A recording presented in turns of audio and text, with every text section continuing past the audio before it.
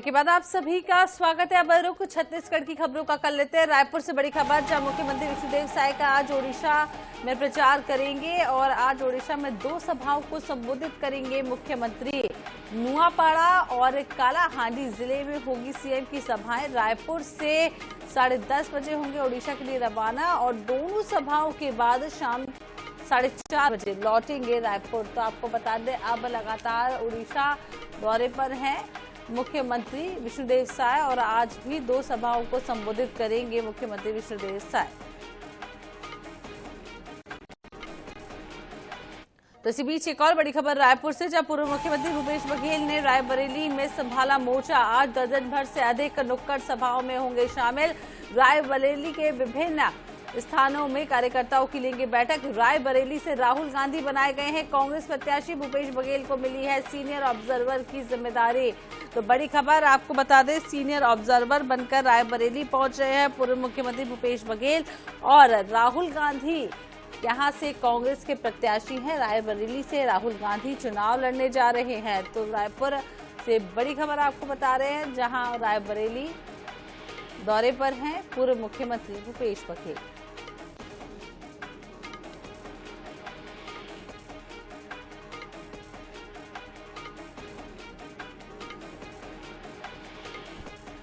तो आपको बता दें, झारखंड से चुनाव प्रचार करने वापस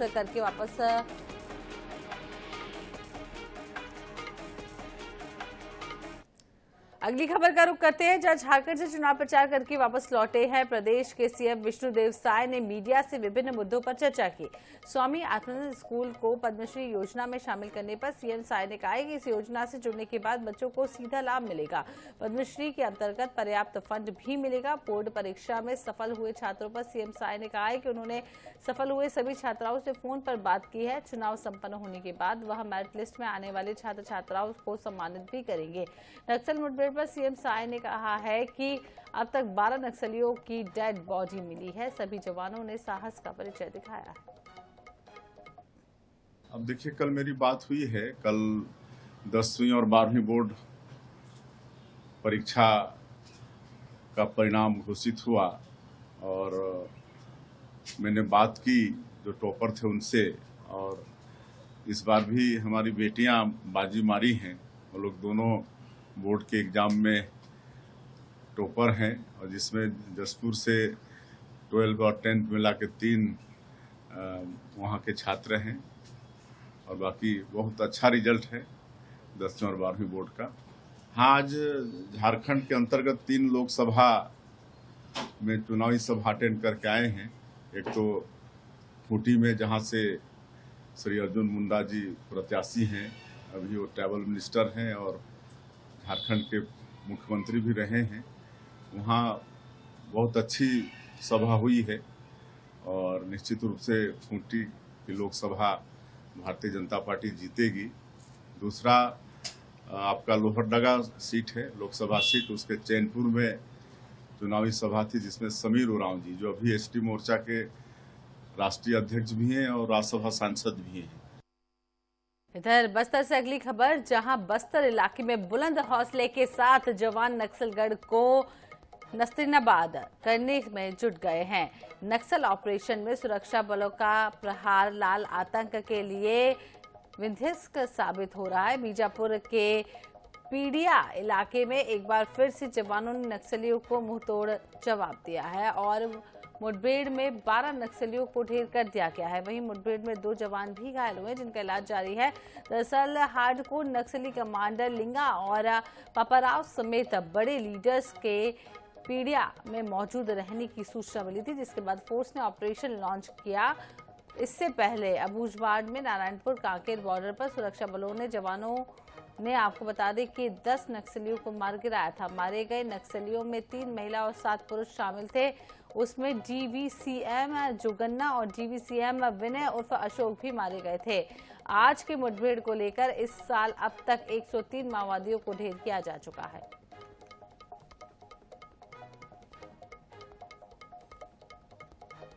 तो देश में घटती हिंदुओं और मुस्लिमों की बढ़ती संख्या को लेकर डिप्टी सीएम विजय शर्मा का बड़ा बयान सामने आया है, जिसमें उन्होंने कहा है कि देश में हिंदुओं का कम होना चिंताजनक है। किसी भी देश की डेमोग्राफी का बदलना बेहद खतरनाक होता है। वहीं उन्होंने आगे कहा है कि हिंदुओं की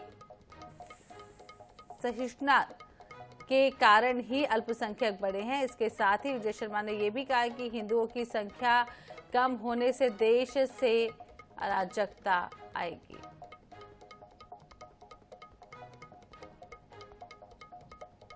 बहुत बड़ा खतरा होता है किसी भी स्थान के लिए। हिंदुओं की सहिष्णुता मैं कहूं तो स्थापित होगी ऐसा नहीं है, यह आदिकाल से ही पूरी दुनिया के सामने स्थापित है। उनकी सहिष्णुता स्थापित है और हिंदुओं की सहिष्णुता के कारण ही यहां सारा अल्पसंख्यक समुदाय फल फूल रहा है। हमको खुशी है, लेकिन हिंदुओं की संख्या कम हो जाए यह भी चिंता का विषय है। हिंदुओं की संख्या कम होने से देश में अराजकता आएगी, मैं यह भी कहना चाहता हूं। इधर छत्तीसगढ़ उच्च न्यायालय के न्यायमूर्ति राकेश मोहन पांडे ने स्थायी जज के रूप में शपथ ले ली है। वहीं न्यायमूर्ति सचिन सिंह राजपूत और न्यायमूर्ति राधाकिशन अग्रवाल ने एडिशनल जज के रूप में शपथ ली है। हाईकोर्ट मुख्य न्यायाधीश रमेश सिन्हा ने भी सभी को शपथ दिलाई है। इस दौरान बड़ी संख्या में न्यायमूर्तिगण उपस्थित रहे।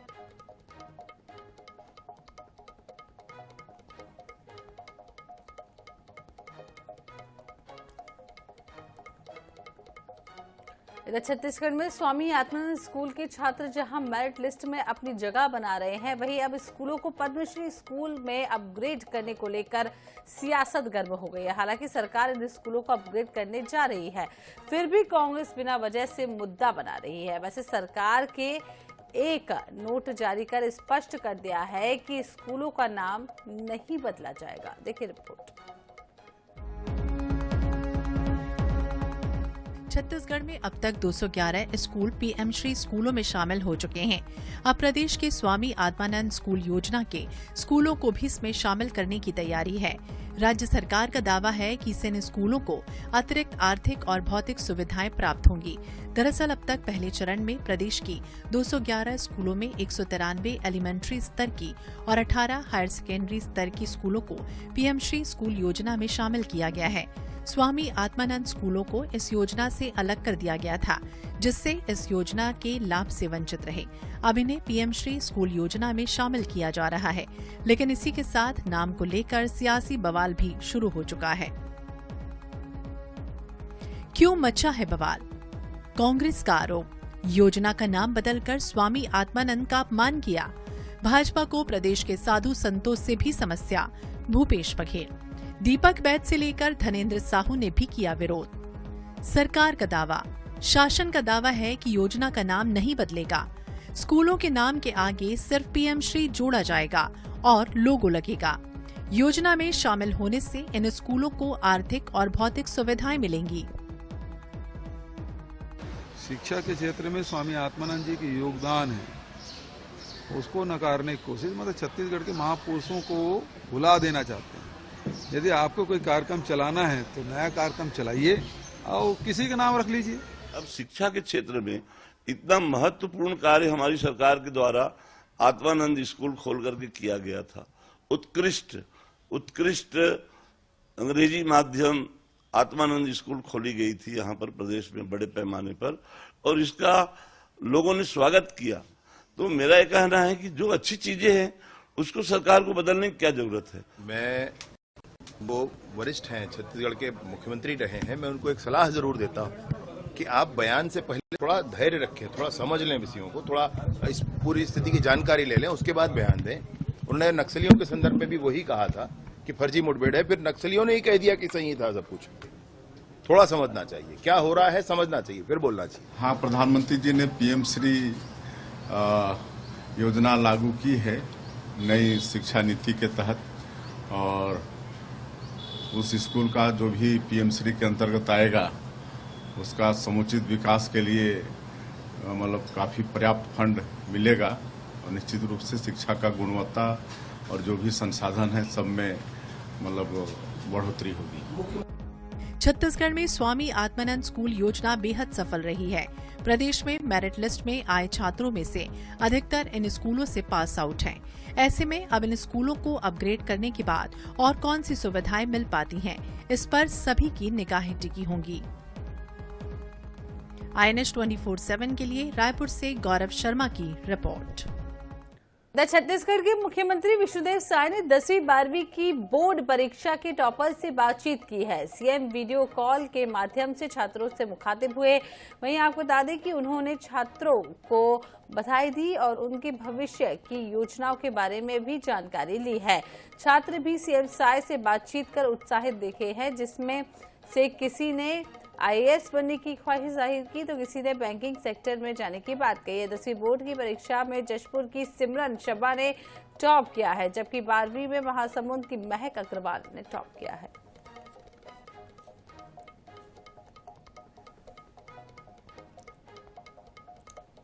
तो इधर महादेव सटा में फरार चल रहे निलंबित आरक्षक अर्जुन सिंह यादव को EOW और ACB की टीम ने मध्य प्रदेश की पचमढ़ी से गिरफ्तार कर लिया है। आरोपी अपने पत्नी और बच्चों के साथ लोकेशन बदल कर भाग रहा था। आरोपी के कब्जे से फॉर्च्यूनर कार भी बरामद की गई है। EOW आज अर्जुन सिंह यादव को कोर्ट में पेश कर रिमांड मांग सकती है। बता दें कि अर्जुन सिंह यादव बर्खास्त आरक्षक भीम सिंह यादव का भाई है।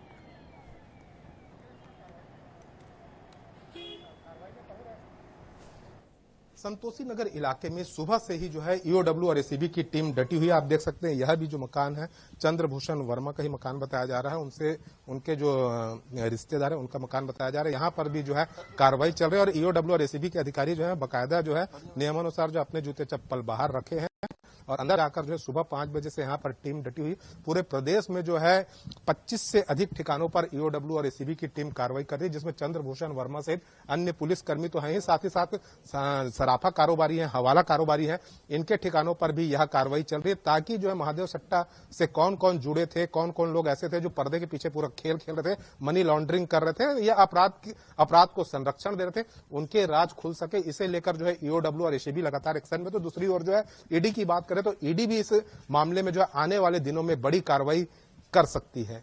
कैमरामैन रिजवान कुरैशी के साथ मनोज नायक, INS 24/7 रायपुर।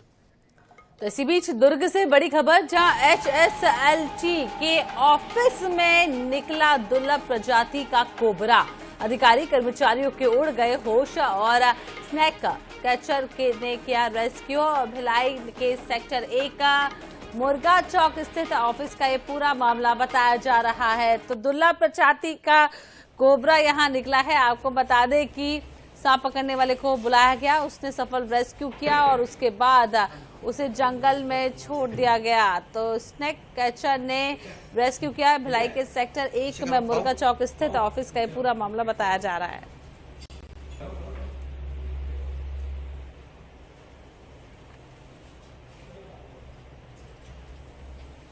तो हैरान करने वाली तस्वीरें हैं ये। आपको बता दें एक ऑफिस में ये सांप देखा गया है, कोबरा सांप देखा गया है और फैलाए ये बैठा है।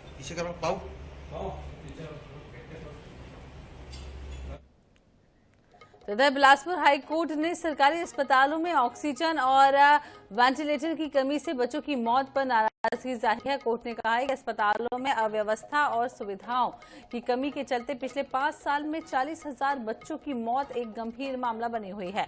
आंकड़ों के मुताबिक प्रदेश में औसतन हर साल 8,000 से ज्यादा शिशुओं की मौत हो रही है।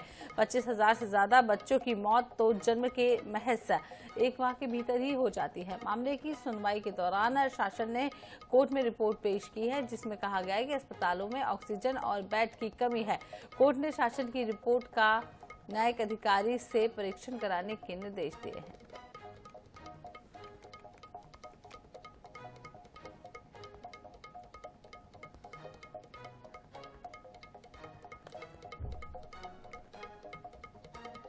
तो इधर महादेव मामले में आरोपी निलंबित आरक्षक अर्जुन यादव को मध्य प्रदेश के पचमढ़ी से गिरफ्तार कर लिया गया। आरोपी अर्जुन दुर्ग जिला बल का आरक्षक के महादेव ऐप मामले में ना माने के बाद उसे निलंबित कर दिया गया था। आरोपी अर्जुन पहले से ही गिरफ्तार किए जा चुके आरक्षक भीम यादव का भाई है। आरोपी को ईओडब्ल्यू की टीम ने गिरफ्तार किया है। इधर ईओडब्ल्यू की टीम ने कांकेर के चरामा में हेड कांस्टेबल विजय पांडे के घर पर भी दबिश दी है, लेकिन वह परिवार समेत फरार हो गया।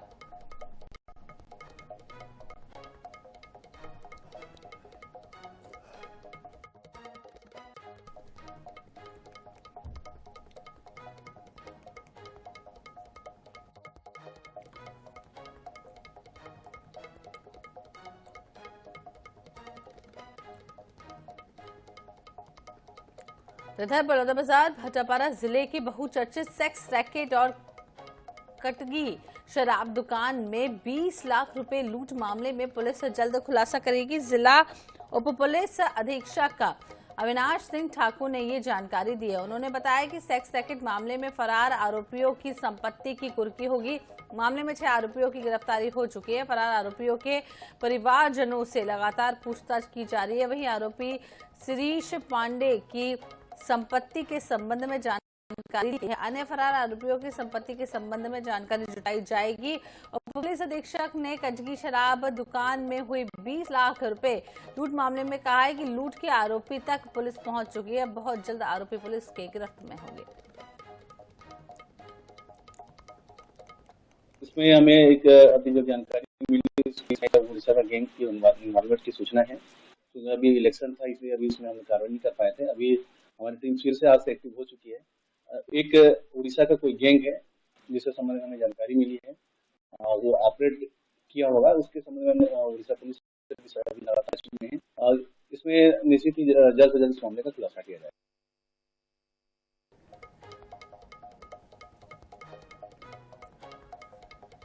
तो इधर जगदलपुर जिले के नगरनार इलाके में हुए 2 बड़ी चोरी के मामले में बस्तर पुलिस को बड़ी सफलता मिली है। बस्तर पुलिस ने 2 चोरों को गिरफ्तार कर उनके कब्जे से 140 ग्राम सोना बरामद कर लिया है। इसकी कीमत 10 लाख रुपए बताई जा रही है।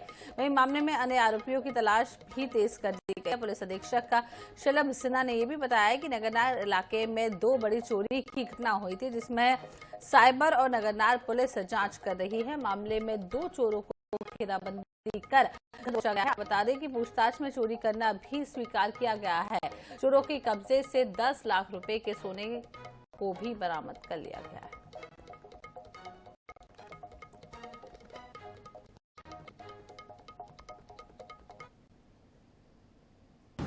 नगरनार थाना क्षेत्र में इस वर्ष कुछ चोरियों की सूचनाएं मिली थी, जिस पर हमने एफआईआर करके अलग अलग टीम बना करके चोरियों से संबंधित जानकारी निकालने का प्रयास किया जा रहा था। इसमें साइबर सेल की टीम, नगरनार की टीम साइड इनपुट्स पे और लोकल इनपुट्स पे काम कर रही थी। इसी बीच हमको सूचना मिली कृष्णा व्यक्ति है जो कि संदिग्ध है चोरी मामले में पहले से भी, और उसकी गतिविधियां ऐसी समझ में आ रही हैं कि उसने इस इलाके में कुछ वारदात की होगी।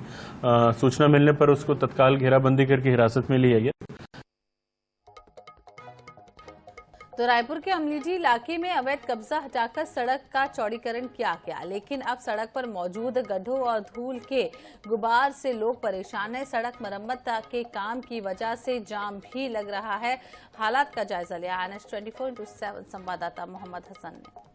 राजधानी रायपुर में अवैध कब्जा हटाने और सड़क चौड़ीकरण के बाद सड़कों का हाल बेहाल हो चुका है। आप देखेंगे मेरे पीछे तस्वीरों में कि किस प्रकार से सड़कों का यहाँ पर हाल है। ये अमलीडी सड़क मार्ग है जहाँ से अब से कुछ समय पहले अवैध कब्जा जो है वो यहाँ पर हटाया गया था और सड़क चौड़ीकरण किया गया। लेकिन सड़क चौड़ीकरण करने के बाद से आज कई दिन बीत चुके हैं, लेकिन इस सड़क को वापस से नहीं बनाया गया और सड़क पूरी तरीके से यहाँ पर जर्जर हो चुकी है। वाहन चलाने के साथ साथ पैदल चलना भी लोगों के लिए यहाँ पर मुश्किल हो गया है साबित। और इसके अलावा अगर बात करते हैं तो रोजाना यहाँ पर ट्रैफिक जाम से भी जो लोग हैं वो परेशान हो रहे हैं, क्योंकि सड़क की हालत जो है वो बेहद ही खराब है और पूरी सड़क पर यहाँ पर केवल आपको यहाँ पर गड्ढे नजर आएंगे, जिसके चलते रोजाना यहाँ से गुजरने वाले हजारों राहगीर जो हैं वो परेशान हो रहे हैं। क्योंकि अमलीडी इलाके में बड़ी संख्या में यहाँ पर रहवासी जो है वो रहते हैं, लेकिन सड़कों का इस प्रकार से हाल होना लोगों के लिए कहीं ना कहीं परेशानी का सबब बन गया है। कैमरामैन अरुण साहू के साथ मोहम्मद हसन, NS24/7 रायपुर। और इसी के साथ इस बुलेटिन में फिलहाल इतना ही। आगे देखेंगे हमारा खास कार्यक्रम ज्योतिष समाधान।